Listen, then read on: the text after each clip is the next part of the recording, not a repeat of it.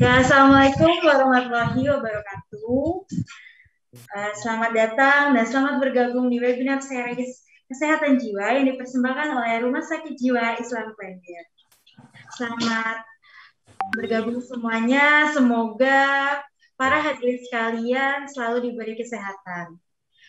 Kemudian saya ucapkan juga selamat bergabung kepada para Bapak Ibu dari Komunitas Peduli Skizofrenia Indonesia, dari Kementerian Sosial, TPP P3MD Kemendesa PDTT, UPTD, Panti Sosial Rehabilitasi Penyandang Disabilitas Jawa Barat, IPL Peduli Sosial Nasional Pesona Bengkulu, dan Dinas Pendidikan Provinsi Jambi. Baiklah, webinar series ini merupakan webinar series yang keempat dari rangkaian webinar series Kesehatan Jiwa dalam rangka menyambut ulang tahun atau Milad Rumah Sakit Jiwa Islam Klender yang ke-32. Pada webinar kali ini, kami mengambil tema Social Support for Our Mental Health. Perkenalkan, saya Dr. Zija yang akan memandu acara ini selama 90 menit ke depan. Baiklah, materi pada webinar kali ini adalah pembicara yang juga expert di bidangnya atau sehari-hari sudah sering sekali menangani maupun berkecimpung Recording in progress. Pendidikan sosial terkait pasien ODGJ. Dan bicara kali ini akan dipaparkan oleh Bapak Rinaldi. Sebelumnya mari kita sapa terlebih dahulu Pak Rinaldinya. Assalamualaikum Pak Rinaldi. Waalaikumsalam Dr. Jiga. Ya, Sehat-sehat ya Pak? Alhamdulillah sehat Dok. Iya, terima kasih sebelumnya sudah menyempatkan hadir dan untuk memberikan materi pada siang hari ini ya. Iya Dok.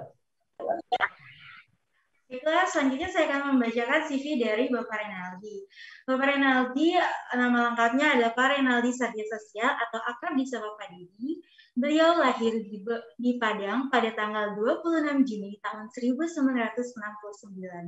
Beliau saat ini bertempat tinggal di daerah Jakarta. Kemudian beliau merupakan lulusan dari Sarjana Ilmu Kesejahteraan Sosial dari Stisip Widuri Jakarta. Beliau sampai saat ini masih aktif bekerja di Rumah Sakit Jiwa Islam Klender di bagian rehabilitasi psikososial. Beliau juga aktif di berbagai kegiatan di luar, di antaranya adalah volunteer dari Adeline Art Therapy Center, kemudian volunteer dari Yayasan Jiwa Layang Jakarta. Baiklah, kepada para hadirin sekalian, untuk mempersingkat waktu, mari bersama-sama kita dengarkan pemaparan materi dari Bapak Rinaldi. Kepada beliau, waktu dan tempat saya persilahkan.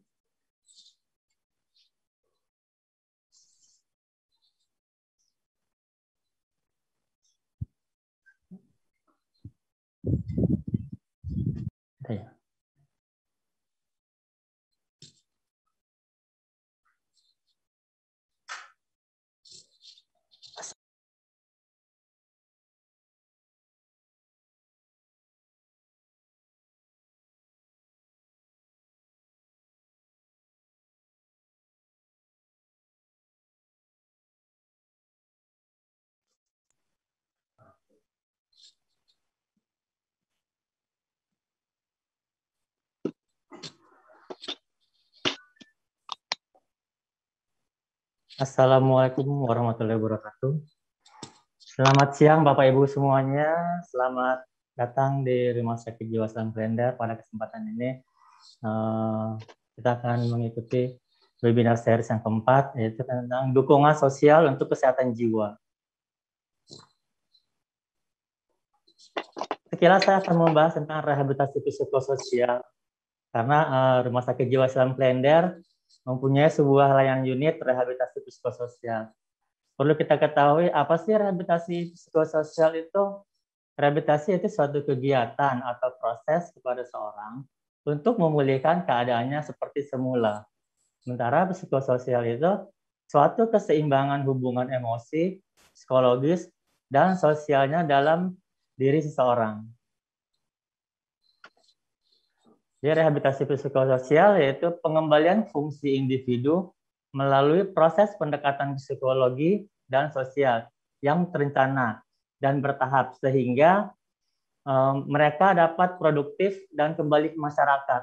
Maksudnya di sini diharapkan teman-teman yang sudah mengalami gangguan jiwa yang mengikuti program rehabilitasi, mereka bisa berfungsi sosialnya dan bisa berperan aktif di masyarakat. Kemudian mereka bisa mengurangi kekambuhan.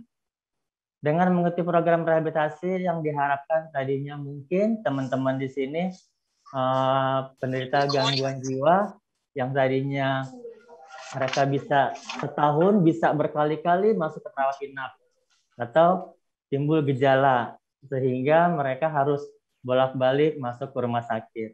Dengan mengikuti program rehabilitasi ini diharapkan akan mengurangi kekambuhan dan meningkatkan kualitas hidupnya. Kualitas hidup di sini yaitu mereka punya peran dan mereka bisa produktif di masyarakat.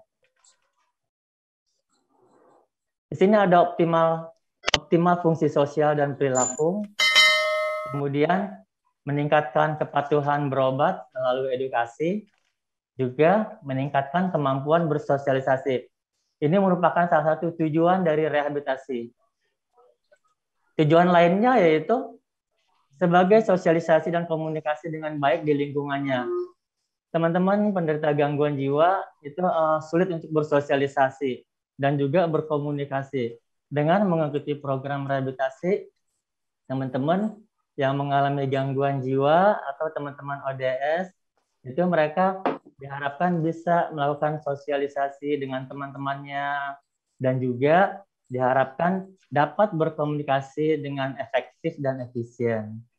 Kemudian memiliki keterampilan yang dapat menghasilkan nilai ekonomis. Rehabilitasi merupakan suatu pemulihan dan juga suatu tempat latihan. Sehingga teman-teman yang mengikuti program ini, kami harapkan mereka mempunyai keterampilan. Keterampilan di sini yang mereka tadinya tidak bisa atau belum mempunyai, di sini dilatih untuk bisa memiliki keterampilan yang baru. Dan diharapkan kalau sudah memiliki keterampilan, nanti mereka bisa berwirausaha atau mungkin bisa berkarya melalui bakat minatnya masing-masing. Kemudian memiliki rasa tanggung jawab. Rasa tanggung jawab di sini hampir rata-rata teman-teman yang mengalami gangguan jiwa atau ODS ini mereka kurang tanggung jawabnya. Sehingga fungsi sosial mereka itu kurang baik. Nah, dengan mengikuti program rehabilitasi, mereka punya tanggung jawab yang tinggi, serta punya tujuan. Yang terakhir itu, mereka tidak menggantungkan diri mereka kepada orang lain. Maksudnya di sini mereka hidup mandiri. Salah satu contoh yang paling konkret, khususnya di Rumah Sakit Jiwa Islam Klender, kebanyakan teman-teman ODGJ ini atau ODS, mereka kalau misalkan kontrol nih, kebanyakan diantar oleh keluarga, atau mereka takut, atau mereka tidak mau. Nah, dengan mengikuti program rehabilitasi, hampir rata-rata mereka bisa berobat, mengurus dirinya, baik mengurus jaminan yang paling utama karena mereka ini kan tetap berkontrol setiap bulan. Sehingga mereka akan bisa melakukan sendiri tanpa berkebutuhan dengan orang lain, terutama orang tua. Di sini jadinya fungsi keluarga juga tetap berperan. Jadinya hanya mengobservasi atau mengevaluasi kembali setelah mereka kontrol. Itu salah satu contoh konkret untuk melatih kemandirian. Kemudian di rehabilitasi sendiri kami punya tim-tim profesi dan juga instruktur lainnya. Tim profesi di sini yaitu ada dokter, di mana peran dokter ini memberikan psikofarmaka dan juga edukasi kepada keluarga dan teman-teman yang mengalami gangguan jiwa. Kemudian perawat di sini akan memberikan asuhan keperawatan sesuai dengan dari masing-masing pasien. Ada yang mengalami gangguan halusinasi, perilaku kekerasan, menarik diri, ISOS. Di sini peran perawat berfungsi untuk membantu teman-teman yang mengalami gangguan kejiwaan. Kemudian psikolog di sini yaitu memberikan motivasi, juga melakukan pemeriksaan tes minat bakat kepada teman-teman yang mengikuti program rehabilitasi. Diharapkan dengan peran psikolog di sini, mereka ini bisa diarahkan karena akan dilakukan pemeriksaan sejauh mana mereka bisa melakukan kegiatan, sejauh mana tingkat intelijensinya, dan juga peran mereka ini masuknya di bidang apa, sehingga psikolog berperan penting di rehabilitasi psikososial. Tak lupa juga pekerja sosial.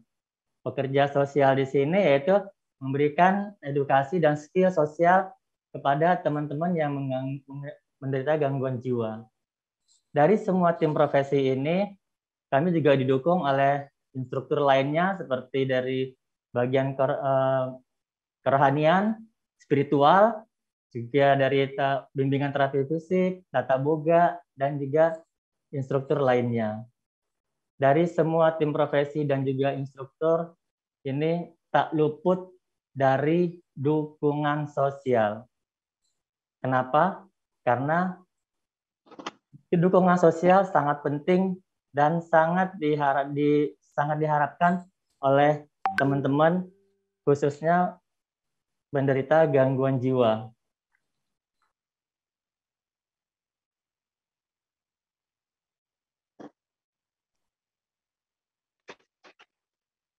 Kepedulian serta bagaimana keluarga care terhadap orang yang mengalami gangguan jiwa atau anak-anak yang membutuhkannya. Kepedulian di sini keluarga merupakan seperti pengertian bagaimana keluarga dalam menghadapi masalah bisa mendengarkan keluhannya, sehingga mereka merasa nyaman, perasaan memiliki, dan merasa dicintai oleh keluarga.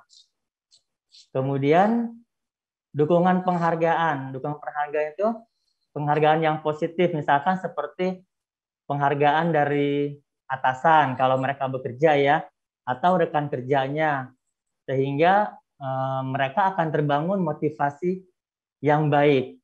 Dan juga ini merupakan suatu ungkapan perasaan bahwa mereka merasa dihargai dan mereka memiliki kompeten di dalam pekerjaannya kalau mereka sedang bekerja. Atau kalau dia di lingkungan teman-temannya, mereka merasa teman-temannya menganggap, oh saya dengan teman-teman saya tidak dikucilkan atau tidak dibully, seperti itu. Dukungan yang konkret. Yang ketiga, misalkan seperti ini, bantuan secara langsung. Bantuan secara langsung itu misalkan bantuan dari teman, atau ada teman kita yang sedang menyelesaikan tugasnya. Nah, di sini kita memberikan bantuan, pertolongan, sehingga dia merasa saya dibantu oleh teman saya. Kemudian yang paling ininya lagi itu kepada orang-orang atau teman-teman yang memang butuh sekali pertolongan, sehingga mereka bisa menjalankan perannya sehari-hari di dalam kehidupannya. Kemudian yang keempat, yaitu dukungan informasi. Dukungan informasi ini bisa pemberian nasihat atau saran, juga edukasi dari sahabat-sahabat, dari keluarga, dari teman, bisa juga dari ahli profesional. Yang kelima yaitu dukungan jaringan sosial. Dukungan jaringan sosial itu maksudnya begini, individu merupakan anggota dari kelompok yang memiliki minat yang sama, rasa kebersamaan yang kuat, yang di sini mereka sangat saling membantu untuk mengurangi stres dengan cara memenuhi kebutuhan atau persahabatan dari kontak yang lainnya. Untuk itu bisa dialihkan dengan perhatian dan juga rasa khawatir dengan masalah yang dihadapi dengan hati yang positif tentunya. Di sini ada manfaat dukungan sosial. Yang pertama saya akan membahas tentang kesejahteraan psikologi. Kesejahteraan psikologi di sini yaitu seseorang akan mendapat dukungan dengan diberikan kesejahteraan psikologi, mereka akan merasa adanya cinta dan kasih sayang dari orang-orang sekitarnya. Kalau orang mengalami hal seperti ini, mereka akan merasa sangat, hidupnya akan merasa bahagia karena mereka dikelilingi oleh orang-orang yang cinta dan sayang dengan dia, serta mempunyai perhatian. Kemudian, manfaat yang lainnya yaitu dari kesejahteraan emosional. Kesejahteraan emosional di sini, bagaimana orang dapat mengatasi rasa cemas, rasa emosi. Terkadang kalau kita tidak bisa mengenai emosi, itu tidak terkontrol. Sehingga dengan adanya dukungan sosial, ini emosi bisa dikendalikan atau bisa dikontrol. Juga dapat meningkatkan harga diri dan kepercayaan diri. Kesejahteraan yang lain yaitu kesejahteraan sosial. Kesejahteraan sosial ini bagaimana manusia mempunyai peran. Karena masing-masing manusia itu mempunyai peran. Baik peran di rumah, di dalam keluarga, peran di masyarakat, dan juga peran di dalam lingkungannya. Nah, dengan dukungan sosial ini diharapkan orang dengan gangguan jiwa atau anak-anak yang ada di sekitar kita itu bisa berinteraksi, bisa beradaptasi, dan juga bisa bersosialisasi, sehingga kesejahteraan sosialnya terpenuhi. Dari rangkaian-rangkaian ini semuanya diharapkan seseorang akan mempunyai produktivitas. Kenapa bisa bilang mempunyai produktivitas? Mempunyai kesejahteraan psikologi yang baik, mempunyai kesejahteraan emosional yang baik, mempunyai kesejahteraan sosial yang baik. Dari 3 rangkaian ini akan tercipta suatu hal yang baik untuk seseorang, sehingga dia bisa berproduktivitas dengan baik dan juga bisa menjalankan kehidupannya di masyarakat. Di sini ada dukungan sosial. Saya mau menjelaskan bahwa dukungan sosial itu bersifat informatif, yaitu dari saran-saran, petunjuk, serta pemberian nasihat. Di sini ada umpan balik atau sharing dengan anggota dan kelompok. Dukungan sosial di sini bersifat informatif karena mereka akan memberikan dukungan atau support. Bagaimana seseorang bisa menjalankan hidupnya, bagaimana seseorang bisa memberikan solusi bagi diri mereka untuk bisa mengatasi permasalahan yang ada. Karena dengan dukungan sosial, orang akan mempunyai masukan-masukan atau input yang mereka terima. Apabila itu tidak ada, mereka akan sendiri, mereka tidak merasa tidak ada yang memberi masukan, sehingga mereka akan kehilangan arah, dan kehilangan arah ini kan diharapkan tidak berdampak pada hal yang lainnya. Sehingga dukungan sosial bagi kesehatan jiwa sangatlah penting. Saya akan membahas sedikit tentang dukungan sosial keluarga. Dukungan sosial keluarga di sini yaitu keluarga bisa mendapatkan informasi dari pihak rumah sakit. Contohnya nih, misalkan seperti family gathering.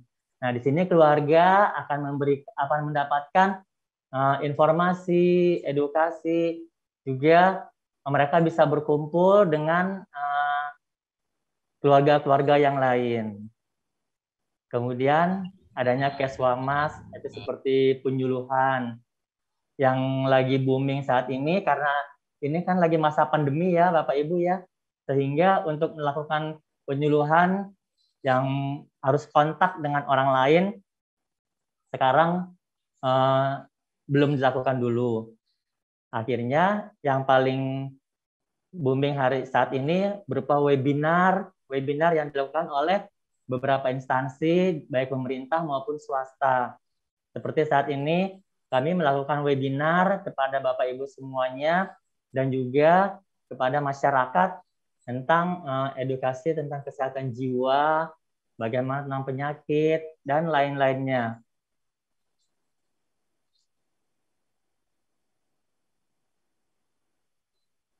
Dukungan sosial keluarga. Ini juga merupakan bagian dari dukungan sosial, atau yang pertama yaitu memiliki rasa aman dengan anggota keluarga lainnya. Dengan adanya dukungan sosial di keluarga, seseorang akan merasa aman. Mereka akan merasakan bahwa mereka merupakan bagian dari keluarga itu. Kemudian, merupakan kebutuhan psikologis. Yang ketiga, sumber kasih sayang dan juga penerimaan. Dukungan sosial dalam keluarga ini tak luput dari rasa cinta kasih dan juga adanya penerimaan di dalam keluarga. Dengan rasa cinta kasih ini akan memberikan dukungan atau support yang sangat kuat, karena rasa cinta kasih itu tidak bisa lepas dari satu orang dengan orang yang lainnya, apalagi ini di dalam keluarga. Kemudian bisa menjadikan role model yang baik untuk belajar menjadi masyarakat yang baik, memberikan bimbingan yang tepat terhadap perilaku sosialnya, kemudian memberikan bimbingan dalam belajar, keterampilan sehingga dapat menyesuaikan diri. Anak-anak pada saat ini atau orang dengan gangguan jiwa, penyesuaian dirinya di masyarakat itu kadang-kadang mengalami kendala, sehingga perlu bimbingan, perlu dukungan dari keluarga untuk bisa memberikan pembelajaran harus seperti apa biar mereka bisa menyesuaikan dirinya di dalam masyarakat atau di lingkungan teman-temannya, khususnya teman-teman yang ada di sekitar lingkungan rumahnya. Kalau yang lebih bagusnya memang lingkungan keluarga, karena di lingkungan keluarga juga besar. Misalkan kalau nanti ada saudaranya yang datang, nah itu mereka harus belajar bagaimana mereka bisa menyesuaikan diri mereka pada lingkungan yang ada di sekelilingnya. Kemudian yang ketujuh yaitu membimbing dan mengembangkan aspirasi dan pendapat. Yang kedelapan, mendukung anak untuk berprestasi di masyarakat dengan minat bakatnya. Jadi Bapak Ibu juga bisa memberikan dukungan berprestasi di sini. Kita mengarahkan kepada mereka melalui minat bakatnya. Oh, anak saya cocoknya di bidang ini. Nah, kita bisa memberikan dukungan atau bersupport. Ayo, kamu bisa sesuai dengan minat bakat yang dimiliki oleh anak-anak tersebut. Kemudian yang terakhir yaitu bisa menjadi teman baik bagi anak di rumah maupun di luar rumah. Karena orang tua yang memberikan dukungan seperti ini sangatlah merupakan sesuatu buat si anak. Karena apa?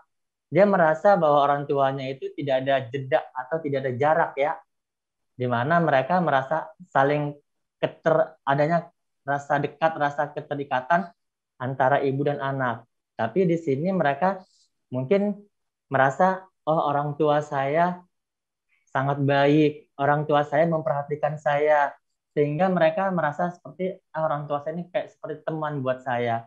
Sehingga kalau mereka punya masalah atau mereka mempunyai problem yang menurut mereka tidak bisa untuk disampaikan, mereka bisa berbagi, mereka bisa sharing dengan keluarganya. Ini tentunya merupakan dukungan sosial keluarga. Saya perlu menggarisbawahi di sini, keluarga merupakan sebagai suatu support system. Kenapa dibilang support system? Karena keluarga ini tidak lepas dari teman-teman yang mengalami gangguan jiwa atau anak-anak yang ada di lingkungan kita semuanya, terutama di dalam keluarga. Jadi keluarga merupakan support system yang paling sangat penting bagi peran anak-anak. Yang pertama, untuk menurunkan tingkat kerentanan stres. Yang kedua, dapat meningkatkan kemampuan anak-anak dalam menghadapi dan mengatasi masalahnya. Jadi maksudnya di sini keluarga merupakan support system. Support system jadinya setiap permasalahan itu masing-masing orang mempunyai masalah. Masing-masing orang atau masing-masing anak mempunyai tingkat stres yang berbeda-beda. Di sini keluarga sebagai pemberi dukungan bisa memberikan atau meredakan bagaimana mengatasi permasalahan anak-anaknya. Bila anak-anaknya mengalami hal-hal yang terlihat agak sedikit, wah anak saya kelihatan kok banyak murung ya, kok anak saya banyak diam, atau anak saya kok maunya di kamar saja. Nah ini keluarga sebagai support system bisa memberikan dukungan seperti ini. Dengan cara ya mungkin melakukan pendekatan dengan melakukan komunikasi yang baik, sehingga anak-anak atau teman-teman ODGJ itu merasa mereka ada yang memberikan dukungan. Mereka merupakan support system dalam hidupnya. Support system di sini juga banyak, bisa jadi dari teman, dari ahli atau profesi, dari kerabat, atau dari orang-orang lingkungan terdekatnya yang memang sangat baik dengan mereka. Tapi di sini saya memfokuskan keluarga sebagai support system. Ini ada kegiatan-kegiatan kami di Rumah Sakit Jiwa Selam Klender, yaitu berupa kegiatan ini pas 17 Agustus. Di sini juga merupakan ada dukungan sosial ya, karena Pak, mereka satu sama lain saling memberi dukungan, memberi semangat, dan memberi motivasi. Sehingga teman-temannya yang lain merasa, wah saya merasa diperhatikan teman saya. Sehingga mereka termotivasi untuk berlomba, berjuang, bagaimana bisa menjadi sebagai juara satunya. Kemudian ini support system juga bisa diberikan oleh terapis yang ada di Rumah Sakit Jiwa Selam Klender. Support dukungan sosial juga bisa kami berikan pada saat itu kami mengikuti Komisi Nasional Anti Kekerasan Terhadap Perempuan, khususnya ODGJ. Nah, di sini ini juga merupakan dukungan sosial yang diberikan kepada teman-teman. Sehingga kekerasan-kekerasan atau permasalahan yang ada di luar, itu mereka bisa mendapat dukungan dari sesama antara dengan orang gangguan jiwa atau komunitas-komunitas lainnya. Di sini ada, mungkin Bapak Ibu kenal ya, ini merupakan public figure atau juga seorang artis yang kebetulan pada saat itu berkunjung ke rumah sakit kami untuk melihat sejauh mana teman-teman orang dengan gangguan jiwa di rehabilitasi psikososial. Dan ini namanya Mbak Tamara, semua Bapak Ibu juga pasti kenal. Ini merupakan dukungan sosial, di mana dia memberikan support kepada anak-anak kami untuk bisa maju lebih baik lagi, bisa mandiri, dan bagaimana mereka bisa memanfaatkan hidupnya menjadi lebih baik lagi. Ini foto kami bersama dengan Mbak Tamara yang merupakan dukungan sosial yang memberikan semangat buat kami-kami semua sebagai terapis juga yang bekerja di rumah sakit dan juga kepada teman-teman ODGJ di Rumah Sakit Jiwa Selam Klender.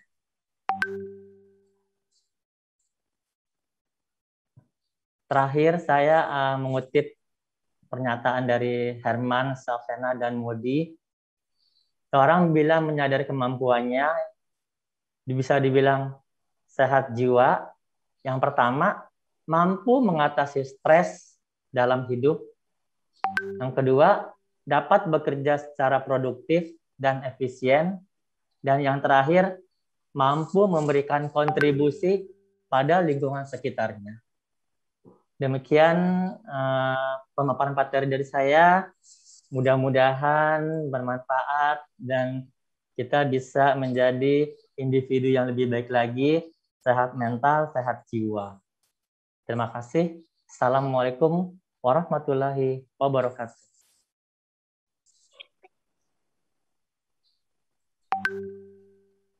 Waalaikumsalam warahmatullahi wabarakatuh. Terima kasih Pak Dedi atas pemaparan materinya. Ya, Cukup Dok, membuka wawasan kita semua ya Pak Dedi terkait betapa pentingnya rehabilitasi psikososial bagi para penyandang ODGJ. Karena dengan mengikuti rehabilitasi psikososial diharapkan dapat mengoptimalkan fungsi-fungsi dari sosial ataupun fungsi perilaku, sehingga akan tercipta sebuah kesejahteraan, baik kesejahteraan sosial, emosional, maupun kesejahteraan psikologi, di mana nantinya akan sangat berfungsi sekali untuk menunjang kehidupan mereka sehari-hari. Karena bagaimanapun juga para penyintas ODGJ ini juga bisa bermasyarakat ya Pak Dedi, seperti kita pada umumnya. Cuman mungkin ada beberapa kekurangan yang bisa ditutupi dengan mereka mengikuti rehabilitasi psikososial. Diharapkan seperti itu ya Dok ya. Kita kan berharap mereka ini juga punya hak ya Dok ya, punya hak untuk bisa hidup layak seperti manusia yang lainnya, baik perannya di masyarakat atau perannya nanti di dalam keluarga. Iya, oke, baiklah para hadirin sekalian. Selanjutnya adalah kita masuk ke sesi diskusi di mana para peserta bisa menanyakan hal-hal yang memang perlu ditanyakan ataupun hal-hal yang kurang jelas ataupun ingin mengetahui lebih lanjut tentang rehabilitasi psikososial. Nah, silahkan bertanya atau mengajukan pertanyaan baik di kolom komentar maupun bertanya langsung kepada pemateri kita pada siang ini dengan terlebih dahulu mengklik tombol raise hand. Dan tidak lupa juga saya ingatkan kepada para peserta sekalian untuk mengisi absensinya ya. Linknya sudah di-share di kolom chat. Silahkan diisi absensinya. Baik, kepada Bapak Ibu sekalian, siapa yang mau bertanya silahkan menyampaikan pertanyaannya ataupun bisa langsung mengklik tombol raise hand dan mengajukan pertanyaan secara langsung kepada pemateri kita. Mungkin ingin mengetahui lebih lanjut tentang program-program apa saja yang ada di rehabilitasi psikososial di Rumah Sakit Jiwa Islam Klender, ataupun bagaimana teknis untuk mengikutinya. Kemudian bisa juga bertanya terkait seperti apa sih pasien-pasien yang sudah mengikuti rehabilitasi psikososial, mungkin sudah sehari-hari mengikuti ataupun sudah setahun atau 2 tahun. Assalamualaikum, dokter. Saya boleh bertanya, dok? Iya, silahkan, Ibu. Baik. Saya Nana dari Bekasi, dok. Tadi tertarik ya, dok, dengan yang sudah dipaparkan salah satu dari Pak Dedi, kalau nggak salah, terkait dengan rehabilitasi psikososial.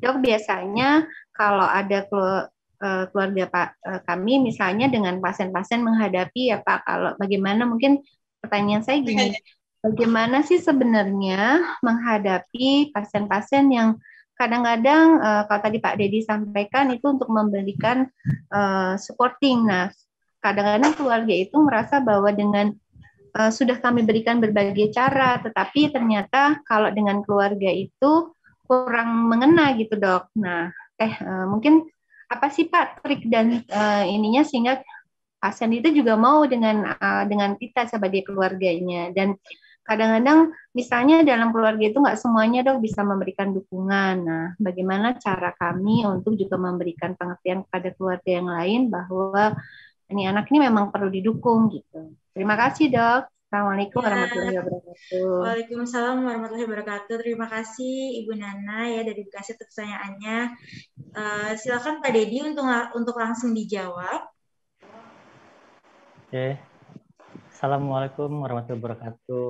Ibu Nana Kunarti, terima kasih atas pertanyaannya.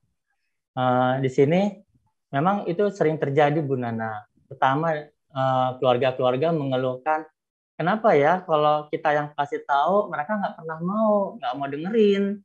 Tapi kalau tugas rehabilitasi atau tugas di rumah sakit yang mengedukasi atau yang mengajak dan memberitahu, mereka mau dengar gitu. Itu sering banget terjadi. Mungkin di sini yang perlu digarisbawahi, peran keluarga sebenarnya sangat penting di sini. Karena apa? Biar bagaimanapun teman-teman gangguan jiwa ini, mereka 24 jam ada dengan keluarga. Di kami hanya beberapa jam. Jadinya memang peran keluarga sebenarnya sangat penting. Nah, terkait dengan kendala tadi, bagaimana memberikan motivasi, mengedukasi, mungkin trik atau tripnya seperti ini. Kalau kami biasanya memberikan edukasi atau memberikan support kepada teman-teman di sini dengan cara yang berbeda. Kami tidak bisa langsung lakukan ini, kerjakan itu, tidak. Atau saat berkonsultasi atau lagi saat asesmen. Kami biasanya memulai pembicaraan dengan hal-hal yang ringan terkait dengan misal sekitar hobinya atau kesenangannya. Nah, biasanya kalau sudah ke situ, kami biasanya masuk ke bagian permasalahan dari yang dihadapi oleh teman-teman. Nah, yang bersifat edukasi atau memotivasi, biasanya kalau itu sudah trust-nya sudah terjalin, biasanya mereka akan, iya Pak, saya begini-begini. Nah, itu kalau mereka sudah terbuka, open dengan kami, bisa memudahkan kami untuk melakukan bimbingan atau support atau juga edukasi. Dan peran keluarga sebenarnya mungkin saya juga tidak tahu ya, karena hampir banyak juga nih Bu Nana yang kami temuin. Kenapa ya kalau di rumah sakit kok pada mau nurut ya dibilangin. Apalagi sama Pak Dedi semuanya pada nurut. Jadinya semuanya anak saya. Padahal kan mereka ikut kami itu hanya beberapa jam. Tapi mereka mau mendengarkan. Mungkin cara komunikasi, mungkin ya ini ya menurut saya. Cara komunikasi mungkin dirubah, yang tadinya ada kata-kata yang bersifat jangan atau ngapain sih. Nah, itu mungkin dirubah dengan katanya boleh nggak, atau bagusnya gimana nih ya. Nah, biasanya seperti itu. Nah, kalau kami berkomunikasi di sini, memberikan edukasi atau memberikan support kepada anak-anak kami di sini, biasanya dengan cara ya itu, karena kami di sini sebagai terapis, jadi kami memahami karakter dari anak-anak tersebut. Sehingga kami memahami, oh dia seperti ini. Jadinya kami bagaimana bisa membawa diri kami untuk bisa masuk ke dalam permasalahan mereka, sehingga kami bisa memberikan edukasi dan support kepada teman-teman dengan gangguan jiwa. Yang paling penting sih kalau menurut saya, Bu Nana, untuk memberikan support ini, yang pasti adanya keikhlasan dari dalam diri dan juga kesabaran, sehingga kita bisa menangani teman-teman atau ODGJ bisa menjadi jauh lebih baik dengan keterbukaan yang sudah kita jalin lebih awal. Oh ya, tambahannya ini Bu Nana, biasanya kan ada kendala juga nih di kami, misalkan mereka tidak mau ketemu dengan siapa-siapa, tidak mau ketemu dengan keluarganya, ngobrol dengan keluarganya. Sehingga bagaimana bisa keluarga memotivasi, bagaimana keluarga bisa mengedukasi. Nah, biasanya kami di sini ada pelayanan home visit. Nah, home visit di sini biasanya keluarga datang dengan permasalahannya, dan kami akan mengakomodir kebutuhan apa sih yang dihadapin oleh putra-putrinya, sehingga kami memberikan pemenuhan kebutuhannya. Misalkan nih, anak saya nih sholatnya susah banget nih, nggak mau sholat, terus maunya di rumah aja. Nah, mungkin pendekatan kami dengan cara dari segi spiritual, sehingga mungkin akan ada home visit yang dilakukan oleh bimbingan rohani di sini, atau home visit kebutuhannya anak saya tidak mau mandi, anak saya halusinasinya kuat sekali. Nah, kami memberikan pelayanan itu dan yang sesuai dengan kompetensinya, ya rawatlah yang akan melakukan home visit. sehingga pemenuhan kebutuhan tersebut bisa teratasi dan diharapkan dengan kami datang melayangkan farm visit itu pasien atau teman-teman yang mengalami gangguan kejiwaan bisa sedikit menolong karena sudah diberi edukasi, diberi motivasi, dan berharap bisa datang ke rumah sakit untuk ketemu dengan dokternya atau bisa bergabung di rehabilitasi karena kan di rehabilitasi sendiri banyak tim-tim profesinya. Mungkin seperti itu Bu Nana. Ya, baik. Terima kasih Pak Dedi. Ternyata memang kami kadang-kadang keluarga itu nggak sabar ya, Pak. Nggak pernah Banyak Bu Nana ditanya. seperti Terima itu. kasih untuk sharingnya Pak Dedi dan teman-teman dari tim rehabilitasi Rumah Sakit Jiwa Islam Klender. Terima kasih. Terima kasih Bu Nana.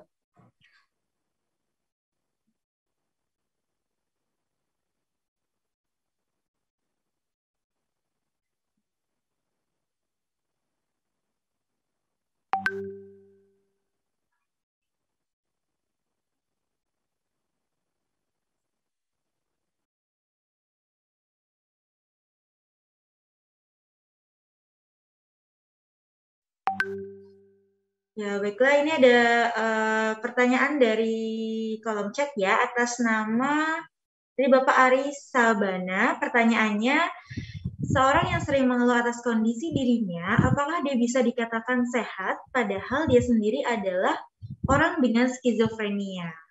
Bagaimana, Nah, bagaimana Pak Dedi tanggapannya? Maaf, Dokter, bisa diulang kembali sedikit. Oke, baik. Jadi pertanyaan seperti ini Pak Dedi, seseorang yang sering mengeluhkan atas kondisi dirinya, apakah dia bisa dikatakan sehat, padahal dia sendiri adalah orang dengan skizofrenia. Jadi intinya pasien ini dia ada seorang yang mengidap skizofren, tapi mengeluh atas kondisi dirinya. Apakah dia juga bisa dikatakan sehat atau tidak? Seperti itu kurang lebih. Iya. Terima kasih Dokter. Ya. Pak Ari Sabana, terima kasih pertanyaannya. Pada prinsipnya, orang-orang yang mengalami gangguan jiwa, mereka tidak sadar kalau mereka itu mengalami gangguan jiwa. Mereka juga tidak sadar kalau mereka butuh orang-orang di sekitarnya. Karena mereka beranggapan seperti ini, karena mereka merasa, saya baik-baik saja, saya bisa ke sana, bisa kemari. Nah, tapi perilaku yang terlihat di lingkungan, terutama keluarga dan juga masyarakat, itu kan bisa terlihat perilaku-perilaku yang tidak layak, misalkan seperti kalau dia lagi bengong tanpa dengan pandangan kosong, atau berbuat sesuatu yang perilakunya jauh dari orang yang biasa, sehingga mereka tidak menyadari, tapi yang melihat atau yang bisa tahu itu orang-orang di sekelilingnya. Nah, kalau dibilangin itu termasuk sehat atau tidak, ya kembali lagi, namanya sudah terjadi perubahan perilaku. Itu berarti ya ada gangguan kejiwaan. Seperti itu jawabannya Pak Ari. Bagaimana Pak Ari? Sudah cukup jelas ya penjelasan dari Pak Dedi tadi. Kemudian ini ada dari Salsabila Afia dari Bekasi. Katanya gini Pak, saya adalah penderita skizofrenia paranoid, tetapi Salsabila ini tidak mendapat dukungan dari keluarga dan tidak diizinkan untuk berobat ke psikiater. Padahal saya baru berobat 1 kali. Nah, apa yang harus Salsabila lakukan terkait hal tersebut? Sedangkan dia juga sudah sering melakukan percobaan bunuh diri. Oke. Salsabila. Halo Salsabila, mudah-mudahan hari ini sehat-sehat ya. Terkait dengan pertanyaannya, kan begini, keluarga tidak memberi dukungan atau tidak mau tahu dia mengalami gangguan. Sebenarnya di sini perlu keterbukaan antara anak dengan keluarga. Apabila anak sudah memberi penjelasan, merasa butuh orang lain, tapi keluarga merasa itu baik-baik saja, mungkin bisa dilakukan dengan keluarga terdekat. Keluarga terdekat di sini misalkan selain orang tua, Kalau punya adik atau kalau punya kakak itu bisa disampaikan, atau punya saudara yang bisa diajak untuk berkomunikasi sehingga bisa membantu mengedukasi atau menyampaikan informasi kepada keluarganya, bapak ibunya, biar lebih mendapatkan informasi yang lebih jelas. Kalau misalkan mungkin dari salsa sendiri, mungkin keluarga tidak percaya, apa sih ini? Enggak begitu, kamu baik-baik aja. Nah, mungkin ini perlu juga dukungan dari orang lain. Atau mungkin teman terdekat salsa yang bisa memberikan informasi kepada keluarga, mengedukasi. Mungkin itu bisa membantu. Sehingga kalau misalkan nanti salsa sendiri aja menghadapi permasalahan seperti ini, akan berisiko yang tidak baik karena salsa sendiri pun juga sudah mencoba untuk melakukan percobaan bunuh diri. Nah, ini kan sesuatu yang tidak diharapkan ya. Nah, mungkin lebih baiknya salsa cari dukungan-dukungan lain selain dari orang tua, terutama orang-orang terdekat dari keluarga salsa. Kemudian teman yang bisa salsa anggap bisa untuk sharing, bisa membantu mengedukasi atau menyampaikan permasalahan salsa lewat orang lain. Apabila kalau memang dari salsa sendiri sudah menyampaikan, tapi maaf ya, orang tua tidak mau tahu. Karena hal kayak begini harus ditindaklanjutin. Bila tidak tindaklanjutin, salsa apalagi baru pertama kali ke psikiater, itu kan perlu ada tindak lanjutnya. Dan keluarga juga harus tahu biar salsa dalam permasalahan tentang kesehatan jiwanya bisa terbantu. Karena yang paling penting di antara semua lingkaran di dalam kesehatan jiwa ini, peran keluarga itu tidak luput. Karena seperti saya bilang, 24 jam keluarga ada di samping teman-teman semua. Jadinya saya harapkan kalau ada keluarga, orang tua yang memang merasa tidak apa-apa, anak saya baik-baik saja, ya mudah-mudahan itu perlu diberikan informasi sehingga paham betul tentang keadaan atau kondisi anak atau putra-putrinya. Mudah-mudahan salsa bisa mengatasi masalahnya ya, problem solvingnya sendiri. Kalau ini terkait dengan orang tua yang memang belum mau mengerti ya salsa ya, mungkin salsa bisa memanage diri salsa sendiri, bagaimana saat-saat muncul emosional, bagaimana saat-saat keinginan-keinginan untuk melakukan bunuh diri itu datang, salsa bisa melakukan, kalau kami di sini kan Rumah Sakit Jiwa Islam Klender ya, kami kan lebih pendekatan pada spiritual. Kami biasa memberikan bimbingan, ayo coba zikir, coba ambil wudhu atau sholat. Maaf ya kalau salsa ini agamanya apa ya? Ini kami tidak disebutkan Pak Didi. Ya, Dok ya. Maaf sebelumnya. Muslim Pak Didi. Muslim ya, maaf karena kami kan di Rumah Sakit Jiwa Islam Klender lebih pendekatan pada spiritual.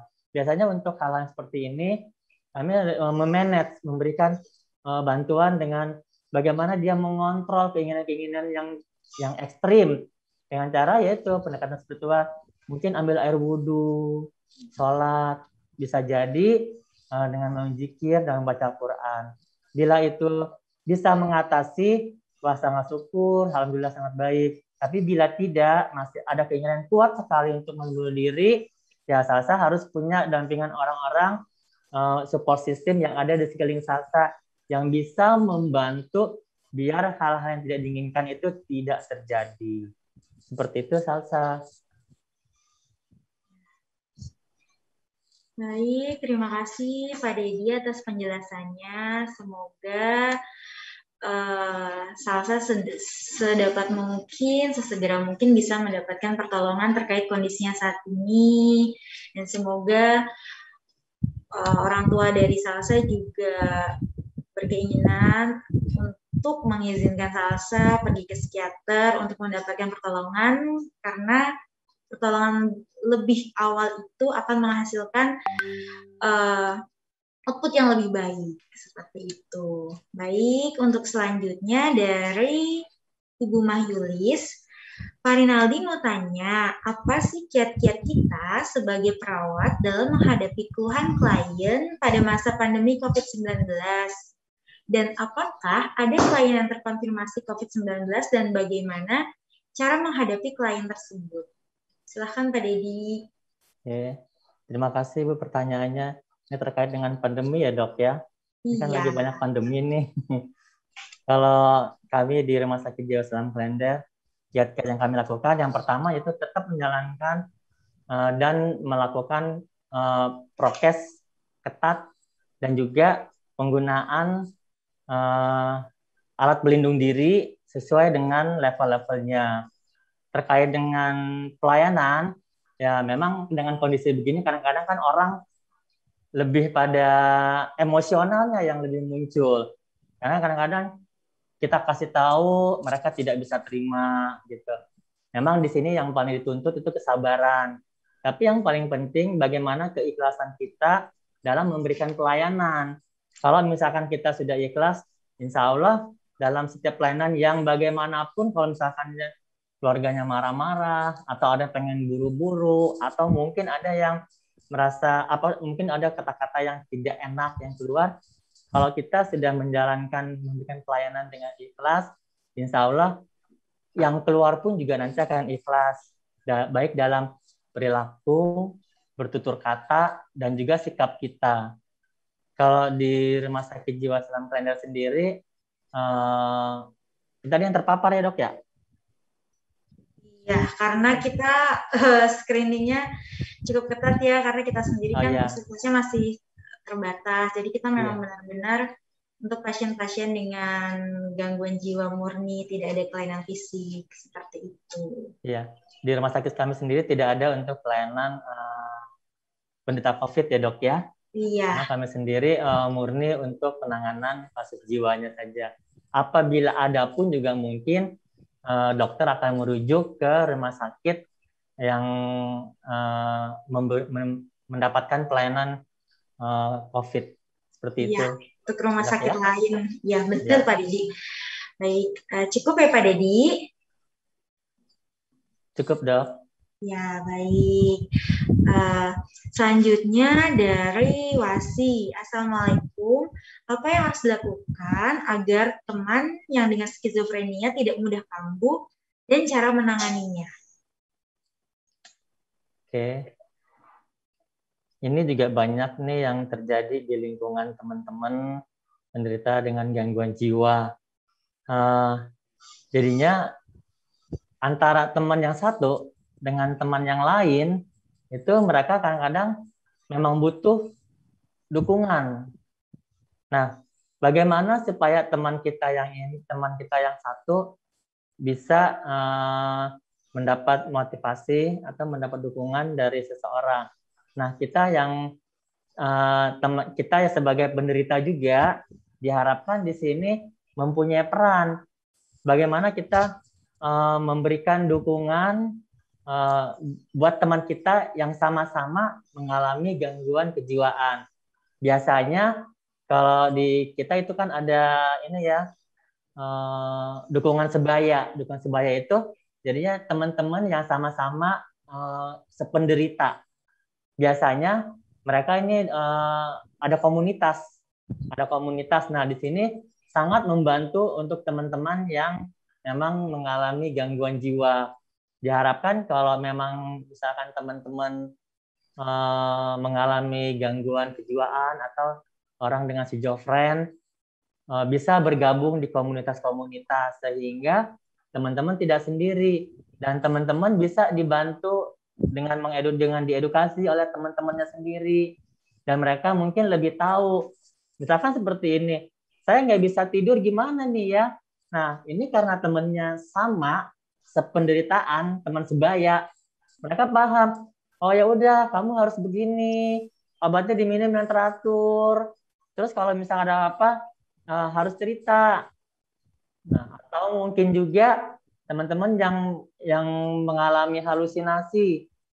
Bagaimana ini ya? Nah, mungkin teman-temannya bisa memberikan solusi.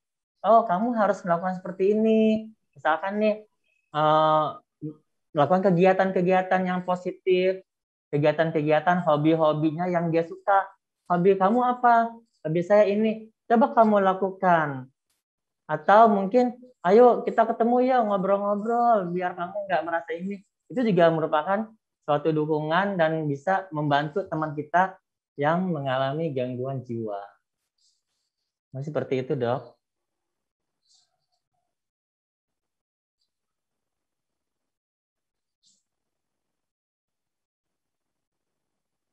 Ya, Dok. Baik, terima kasih ya Pak Dedi. Saya rasa cukup jelas tadi penjelasannya.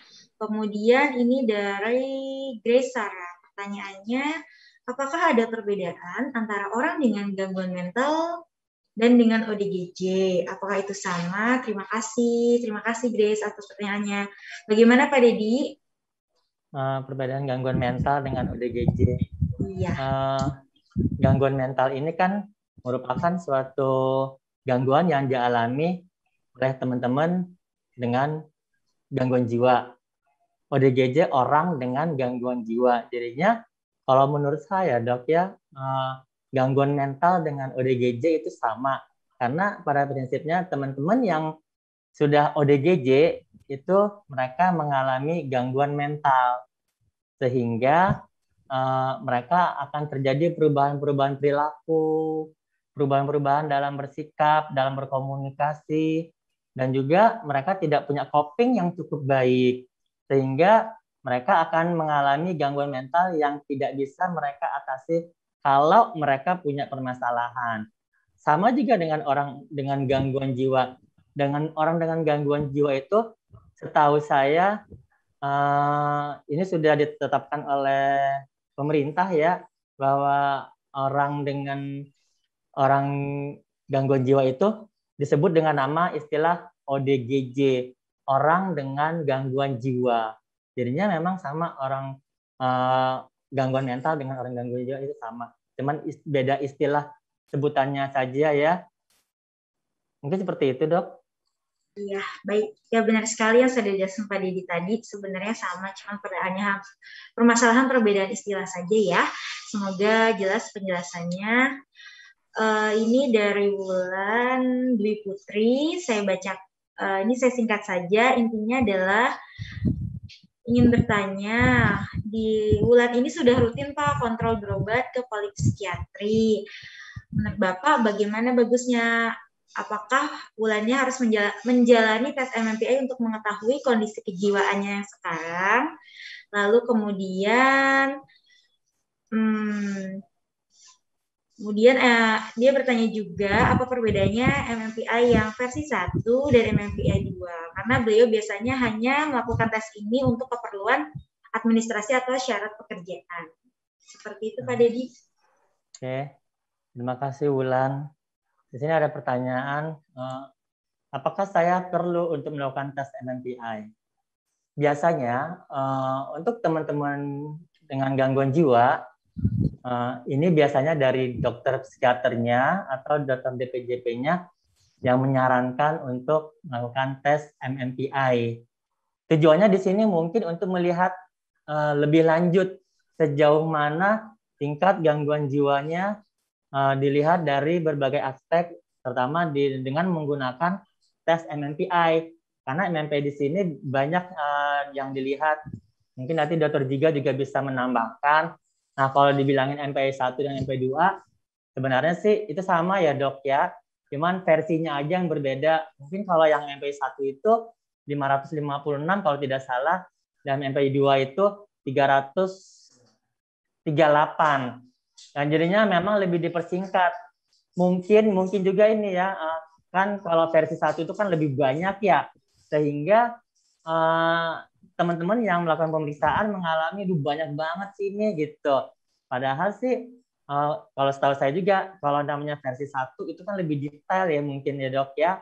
Kalau versi 2 ini kan dia lebih dirampingkan tapi tidak meninggalkan yang versi 1. Ya, jadinya intinya sih semuanya sama, cuman lebih diramping atau lebih disimpelkan sehingga teman-teman yang melakukan pemeriksaan tidak terlalu sulit. Kalau dilihat bedanya sama aja sih kalau menurut saya. Intinya karena dua-dua ini melakukan pemeriksaan tindak lanjut untuk mengetahui gangguan jiwa teman-teman. Seperti itu. Ya baik, terima Mungkin kasih Dokter Pak bisa Didi. tambahin, Dok. Iya, kalau untuk tes MBTI ya itu perlu seperti tadi yang sudah dijelaskan oleh Pak Didi. Kemudian mungkin saya menekankan di perbedaannya aja. Ya perbedaannya pertama jumlah soalnya berbeda. Kemudian memang ada beberapa hal yang dihilangkan tapi tidak mengubah dari tujuan daripada tes itu tersendiri. Kalau yang ada di Rumah Sakit Jiwa Islam Klender itu adalah MBTI yang versi kedua, seperti itu. Ya, nanti kalau berminat tes silahkan langsung datang saja ke Rumah Sakit Jiwa Islam Klender ya, Mbak Bulan Biputri. Terima kasih atas pertanyaannya. Baik, untuk selanjutnya dari Kresna Rahayu. Izin bertanya Pak, peran apa saja yang bisa kita lakukan untuk membantu menyembuhkan orang yang menderita obsessive compulsive disorder atau OCD? Silakan Pak Dedi. Oke. Rahma ya? Kresna Rahayu. Oh, Tresna Rahayu. Oke, terima kasih ya, Tresna Rahayu. Ini untuk kasus-kasus OCD ya, Dok ya? Iya, OCD betul ya? Pak. Iya, OCD, Obsessive Compulsive Disorder ya, Dok ya? Di sini kan memang teman-teman yang begini banyak mengalami keraguan-keraguan, perlu merasa apa ya? Mereka kalau melakukan sesuatu penuh dengan ragu-ragu, tidak yakin gitu. Nah, tadi pertanyaannya peran apa saja yang bisa dilakukan untuk membantu teman-teman ODS ya, Dok ya? Iya, OCD maaf Pak. OCD ya, Dok ya, maaf ya. Iya. Ya, peran yang dilakukan bisa jadi sebagai peran motivasi. Kita melakukan motivasi kepada teman kita yang menderita OCD dengan cara apa? Biar mereka mempunyai hidup yang lebih baik lagi. Mereka bisa mempunyai pandangan-pandangan hidup yang menurut mereka seperti ini, kita bisa luruskan. Jadi kita bisa sebagai peran motivasi di sini. Nah, teman-teman dengan OCD itu biasanya kan beranggapan kalau mereka itu ya saya seperti ini. Tapi kan kalau dilihat dari sebenarnya teman-teman OCD ini perubahan perilakunya itu sangat-sangat jelas terlihat. Tapi tanpa disadari mereka tidak merasa. Nah, kemudian peran yang paling pentingnya lagi ya kita memberikan edukasi kepada teman kita bahwa apa yang dia lakukan sebenarnya harus seperti ini. Atau kalau dia mau melakukan kegiatan-kegiatan yang menurut dia ini tidak perlu, kita bisa memberikan edukasi juga. Seperti ini loh harusnya gitu. Tapi memang tidak mudah untuk mematahkan teman-teman yang menderita OCD. Karena mereka beranggapan bahwa mereka punya keyakinan ya memang seperti itu.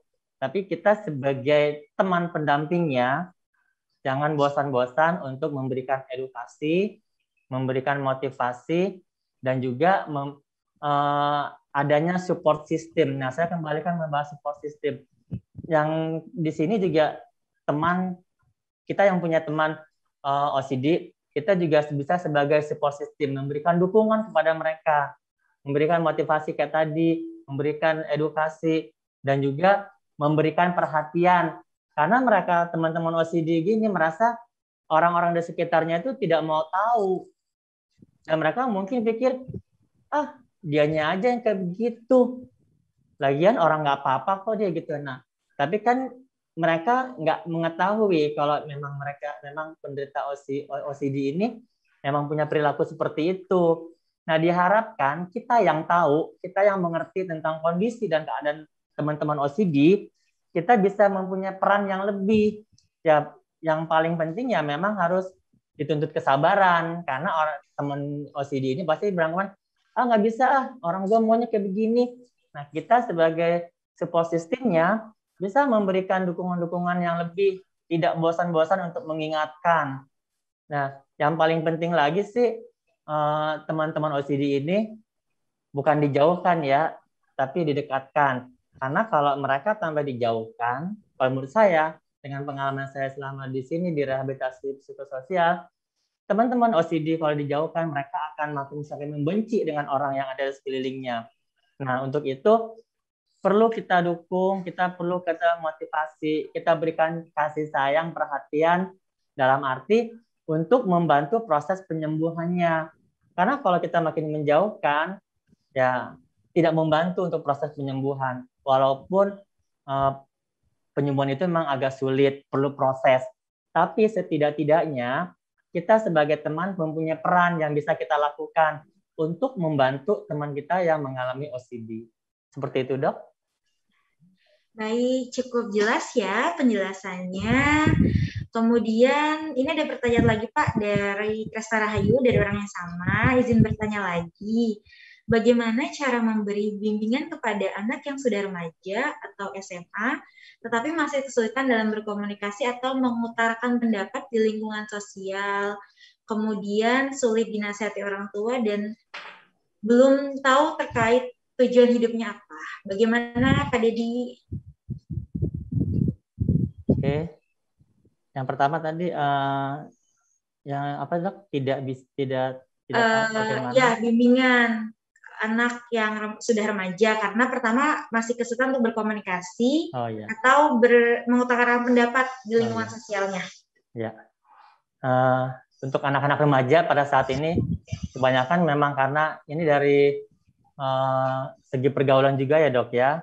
Terus antara orang tua dan anak mungkin kurang dekat, sehingga mereka untuk bisa melakukan bimbingan, bagaimana memberikan pola asuh yang baik kepada anak, itu mungkin juga menjadi kendala buat si anak, sehingga anak merasa tidak dekat dengan orang tua, dan atau juga ini bimbingan yang perlu dilakukan mungkin bersifat dukungan suportif kepada si anak, sehingga dia bisa beradaptasi dengan lingkungannya. Atau mungkin kalau dia sulit untuk beradaptasi di lingkungannya, ya mungkin dengan cara pendekatan kepada hal-hal terutama di dalam lingkungan keluarga kecil dulu dilakukan, dirangkul, diajak berbicara, atau dilakukan seperti kumpul-kumpul dengan keluarga.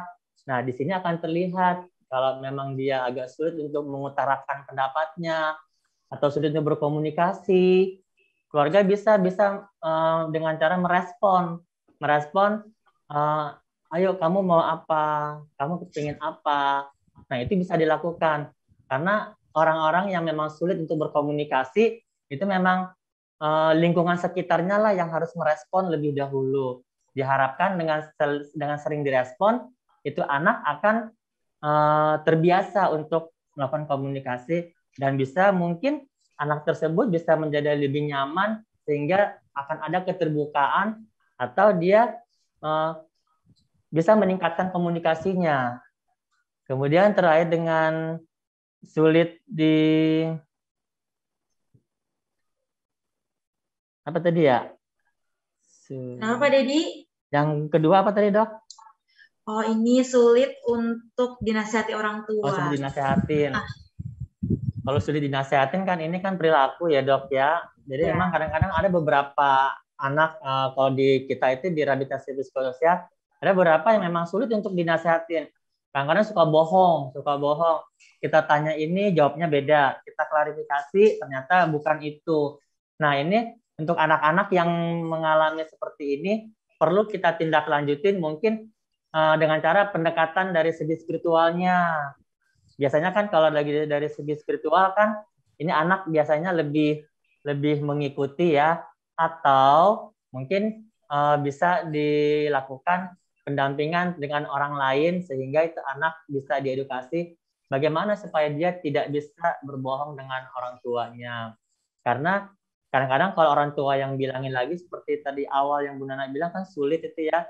Mungkin perlu adanya orang lain yang membantu mengedukasi.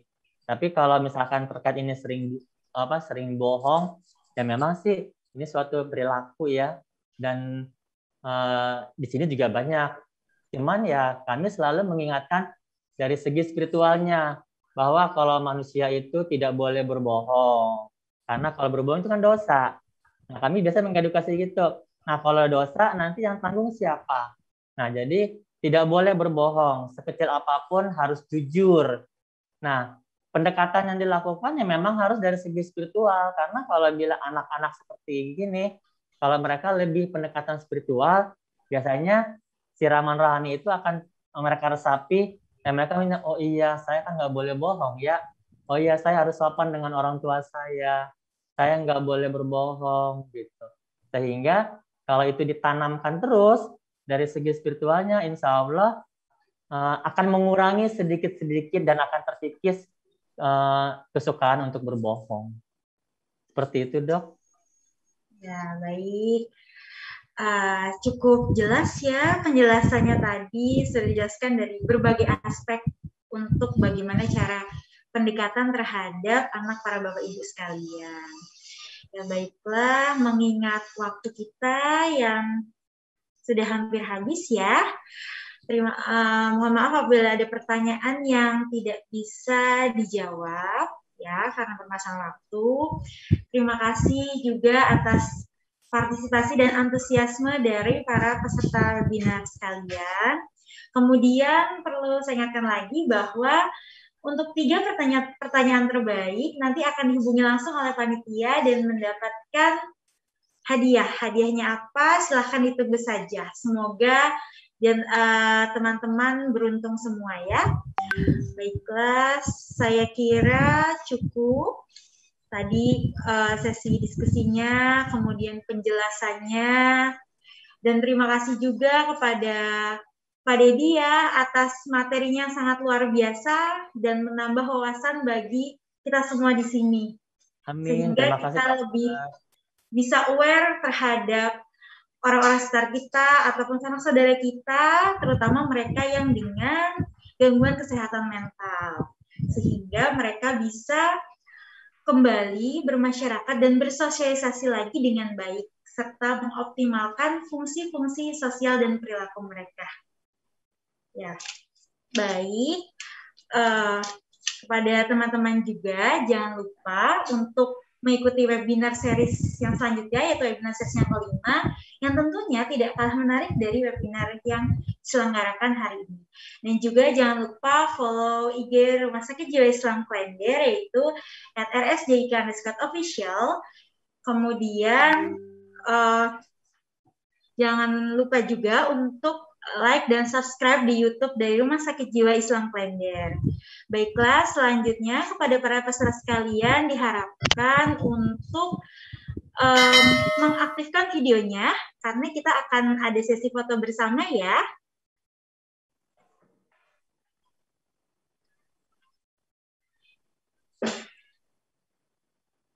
Baik, ayo kepada teman-teman silakan diaktifkan videonya supaya kita bisa berfoto bersama.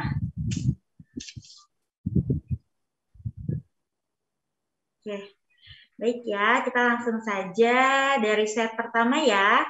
1, 2, 3. Kemudian slide yang kedua, 1, 2, 3. Kemudian slide yang ketiga, 1, 2, 3. Dan slide yang terakhir, 1, 2, 3. Oke, cukup ya teman-teman. Terima kasih atas partisipasi dan kehadirannya.